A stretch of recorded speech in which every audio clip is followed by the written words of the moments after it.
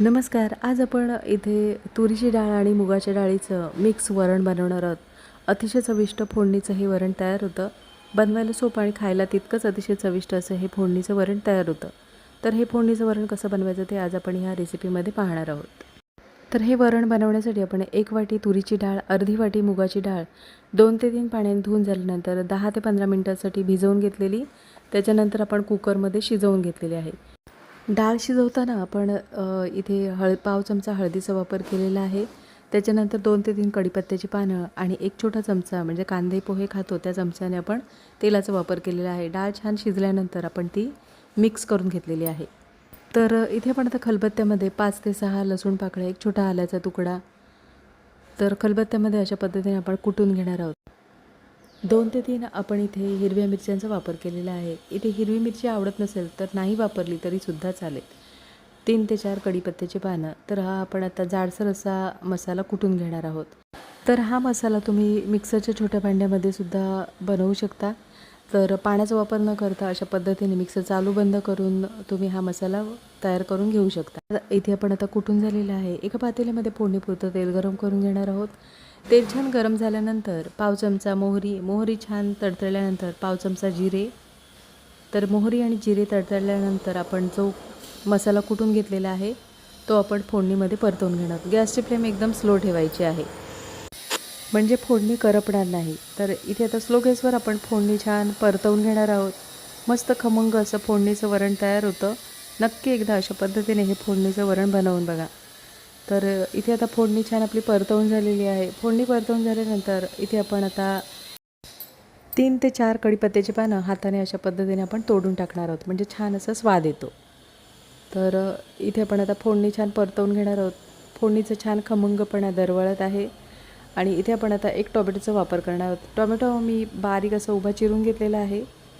इथे तुम्हाला बारीक अगदी तुकडे करून घ्यायचे असेल तर तुम्ही करून घेऊ शकता. तर इथे आपण आता फोडणीमध्ये टोमॅटो छान परतवून घेणार आहोत. टोमॅटो छान एकजीव होण्यासाठी आपण गॅसची फ्लेम एकदम स्लो ठेवायची आहे आणि 1 ते 2 मिनटासाठी आपण झाकण ठेवणार आहोत म्हणजे टोमॅटो छान शिजला जाईल. 1 ते 2 मिनटं झालेली आहेत आणि इथे पाहू शकता टोमॅटो छान मऊसर असा शिजलेला आहे. तर एकदा आपण आता फोडणी छान परतवून घेणार आहोत. तर इथे आता फोडणी छान परतवून झालेली आहे. फोडणी परतवून झाल्यानंतर इथे आपण आता पाव चमचा हळदीचा वापर करणार आहोत. डाळ शिजतानासुद्धा आपण हळदीचा वापर केलेला आहे. तरीसुद्धा फोडणीमध्ये थोडीशी हळदीचा वापर करायचा म्हणजे छान असा रंग येतो. तर इथे आपण आता फोडणीमध्ये हळद परतवून घेणार आहोत. हळद परतवून झालेली आहे आणि इथे आपण आता डाळ जी पाण्यामध्ये मिक्स करून घेतलेली आहे ती आपण फोडणीला देणार आहोत. अतिशय चविष्ट असं हे वरण तयार होतं. नक्की एकदा अशा पद्धतीने हे वरण बनवून बघा. नक्कीच 2 घास जास्त जेवाल असं हे वरण तयार होतं. इथे तुम्हाला वरण कितपत घट्ट किंवा पातळ हवं आहे त्याप्रमाणे तुम्ही पाण्याचा अंदाज ठेवायचा आहे. इथे मी हे वरण थोडंसं घट्ट बनवणार आहे. तर इथे आपण कुकरमध्ये डाळ शिजवून घेतली. त्याच कुकरमध्ये आपण थोडंसं पाण्याचा वापर करून कुकर स्वच्छ धुवून घेणार आहोत.